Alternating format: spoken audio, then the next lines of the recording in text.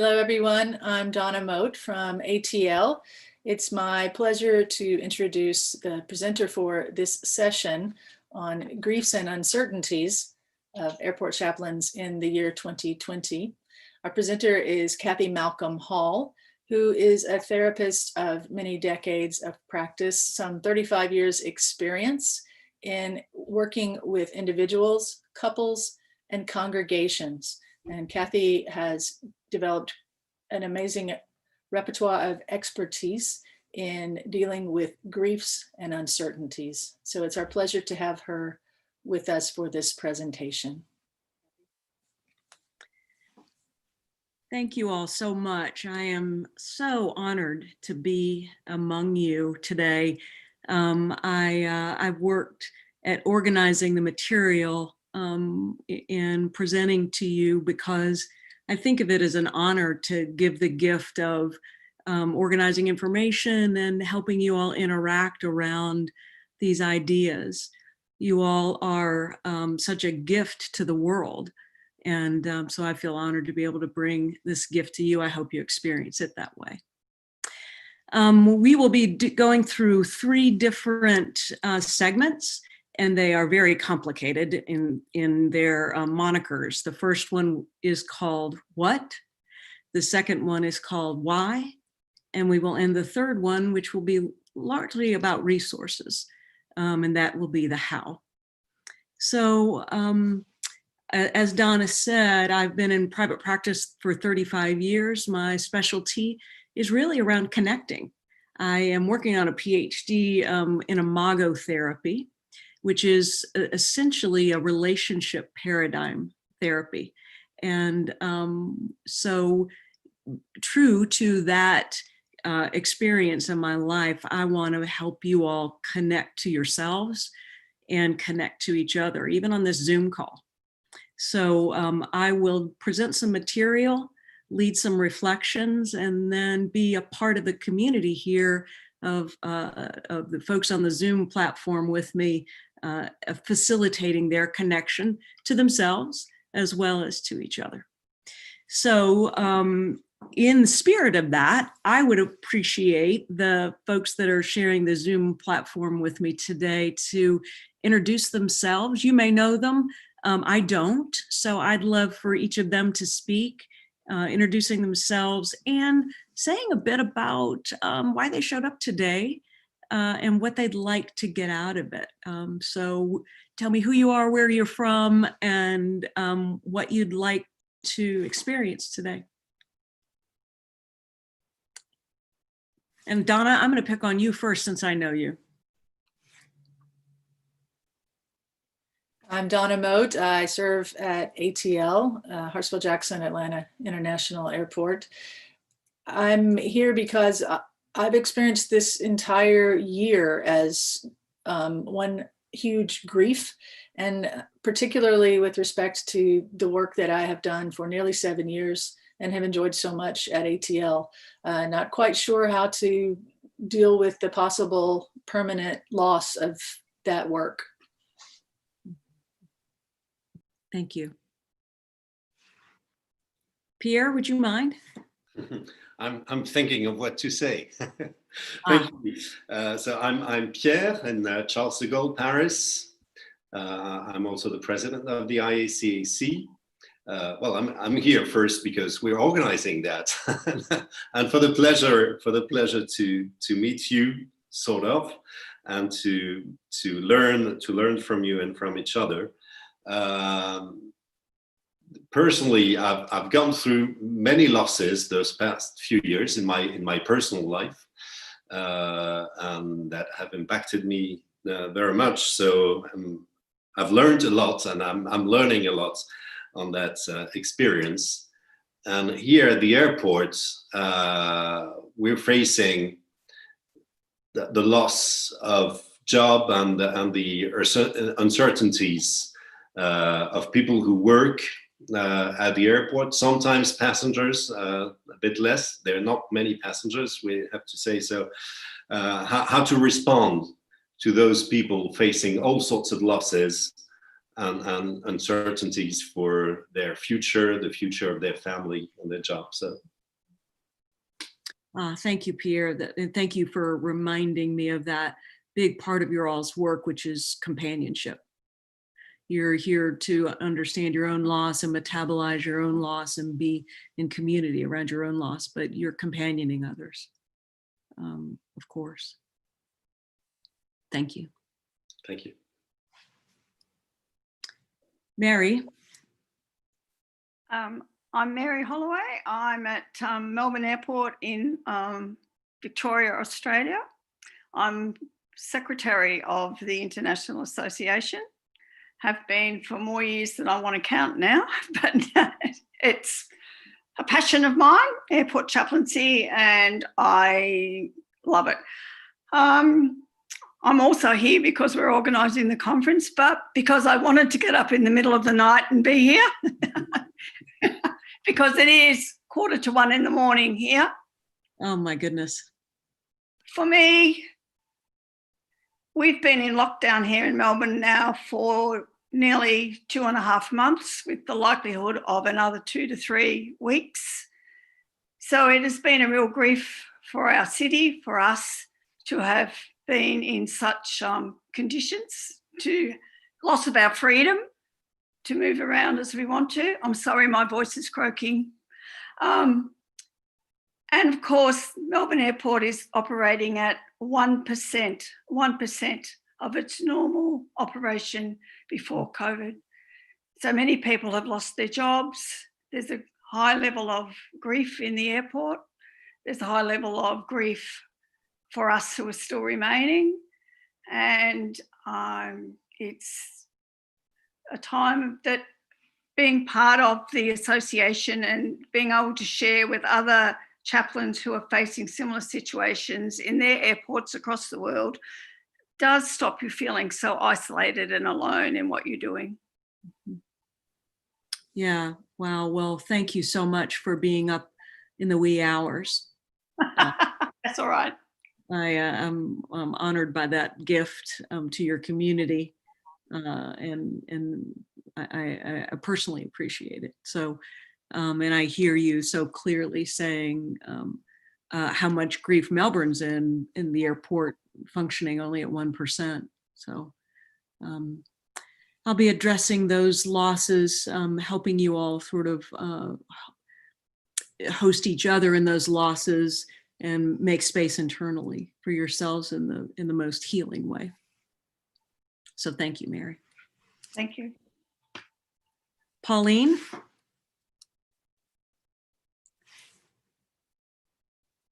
You're muted, Pauline. All right. Okay. Yeah, my name is Pauline, and I serve at the airport in Jomo Kenyatta.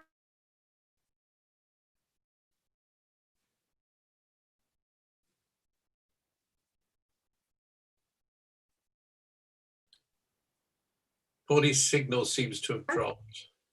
Yeah, sorry, there was a call. Yeah, my name is Pauline, and I represent the Catholic Church at the Jomo Kenyatta International Airport. As a chaplain, I believe that I'm called to bring a message to people, and in the presence of Christ, who alone knows what lies hidden in the hearts of each person, and to bring everyone, whether a Christian or not, the good news of God's tender love, hope, and peace. And especially in this time of COVID-19, when most people have lost jobs, they've lost their loved ones. So I believe it's my responsibility to be able to meet them, to sit down with them, talk for a while with them, no matter what their faith is, give a word of comfort as they live flying to different destinations, I usually make sure that they know that someone is, thinking about them, and most importantly, praying for them. So in this time, we face a lot of challenges trying to comfort many people who are coming in or going out of the country, because there is a lot of fear, there is a lot of instability in everything that they do. So I believe it's the time now for us to take that responsibility to serve the people every time, day and night. We have to meet them and talk to them and give them a word of hope. Thank you. Pauline, you have the heart of an advocate. Thank you. Yeah, the blessed heart of an advocate. I can hear so clearly in you the way that you companion folks and want to share the love of Christ to folks wherever they are, however you're encountering them. So thank you for being with us. Thank you. And David. So from here, it's good morning. And I'm Dave Reiser from Charlotte, Douglas International Airport in Charlotte, North Carolina. And also I'm the vice president of the association and part of the organizing committee for this conference that we're going to have. But we're dealing with the same thoughts that the others have had, the loss of jobs, loss of lives, and the difficulties, the anxieties that the people are going through, not knowing if they're going to continue to have their jobs or not, both in the airlines as well as a lot of the other ancillary positions that are at the airport, whether it is those who help with wheelchairs, those who work in the restaurants, those who clean the bathrooms. It's affecting everyone. And you can certainly see that the stress level that is going up, as well as in passengers. You can tell that the stress level has gone up in those who are more anxious in flying, have to fly, but yet they're anxious and have to have masks, not have masks, and are dealing with that as well. And I said the loss of lives. I've had, just in the last 6 weeks, I've had 7 funerals just at the airport for employees and airline employees who have lost their lives. Mercy. Well, thank you. And thank you for reminding us of all the folks at the airports that are going through the transition and loss. And you are on the East Coast with us, so good morning to you, but thank you for being with us. You're welcome. So I'm going to screen share just now. Sorry, meeting Alan. Oh, I'm sorry, Alan. Yes, yes. Upper left-hand corner got me. Yes. Okay. I'm Alan. I'm a volunteer chaplain at Manchester Airport, which is north of England. I'd echo just about everything else that people have said about loss, but on a very personal level, I think it's the ultimate loss of freedom in its the freedom of choice of what we can do, the freedom of contact, the freedom of access, just being able to access our own faiths and traditions that because of the limitations we've got and where we can get, how we can perform our faith and participate in congregational activities. And it has been with just coming to the end of the Jewish New Year. So the last 4 weeks have been very difficult because nothing is what it would be. And it's having to deal with that and having to enable huge parts of my immediate community to able to participate within our congregational activities. And the airport is everything that everybody's said. We're at about 20% because we're number 3 or number 4 in the UK airport. So we still got activity, but it is 20% of what it should be. And we suspect that there's going to be a lot more job losses at the end of the month or the beginning of next month when certain government schemes stop. And so it's going to be very difficult. Mm-hmm. There we go. Yeah, well, thank you for that reminder about freedom, that our own agency is as humans, our own agency and freedom is one of the most important things to us, even if you're not American. I mean, Americans are sort of obsessed with it, but but as people, we really are. We are definitely, our own agency is important. I'm going to share here my screen. And I want us to interact with this concept a bit. Will you tell me if I've been successful at sharing the screen? Do you have a graphic there that says Hirith? No, you're not there. You haven't shared. You're not sharing for some reason, but you've got access to do it. All right. Yeah, there you go. It's coming up. There you go. Oh, very good. Yay. All right.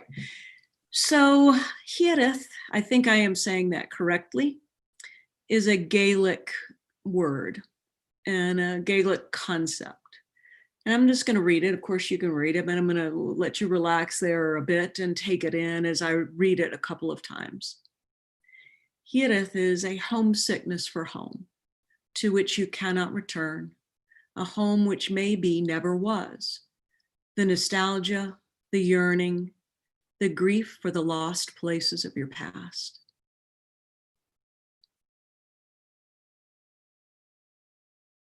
Hirith, a homesick for a home to which you cannot return, a home which maybe never was. The nostalgia, the yearning, the grief for the lost places of your past.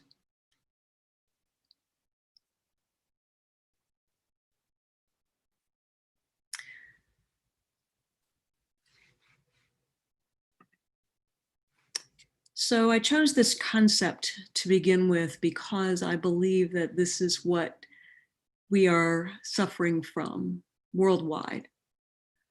A feeling of homesickness, a loss of a world that was, as Alan so eloquently put it, a loss of freedom and agency to begin with, but a loss of safety, a loss of place. And Hirith has always been an important concept for me when I try to get around my own heart around a loss. So beginning there with that, I think, fulsome explanation of what it feels like to be where we are worldwide, I'd like for us to create a community of people just here, and then sharing, of course, over YouTube with the broader, your all's broader community, so that we can begin to embrace the pain internal and the ambiguity internal to us and begin to metabolize it so that we can companion others in that metabolizing. So remembering that grief is not just one thing, it's a constellation of factors. Elizabeth Kubler-Ross elucidated the stages of grief. I'm sure that you all are familiar with her work. Though I find her work to be very good in terms of presenting stages. In the middle of grief, I thought, this is much more like just spaghetti than it is linear stages. And so I have come in my own life and experience and in companioning others to believe it to be really a constellation of factors. The second thing that's really interesting or different about this particular place we all find ourselves is this crisis really isn't resolving. And we're used to having crises resolve. We're used to hearing about a crisis, getting a heroic rush, being able to make a plan and work a plan, and then seeing the crisis resolve, watching the heroes emerge as a person that I love to watch what helpers emerge in a difficult time. It's comforting to me. We can certainly do that, but we're not seeing this crisis come to a resolution. And it's a part of what makes the grief definitely ongoing. it's created an extended grief period, and the toleration of ambiguity that we have to employ is really beyond what most of us are used to having. So the skill of tolerating ambiguity is being stretched in all of us in order to be at peace with ourselves. It's important that we take a look at how we would be able to tolerate the ambiguity and stay in faith. So I want to segue into the next segment. So Alan, if you would take us out, I would, not literally take us out, but if you'd take us out, I'd appreciate it.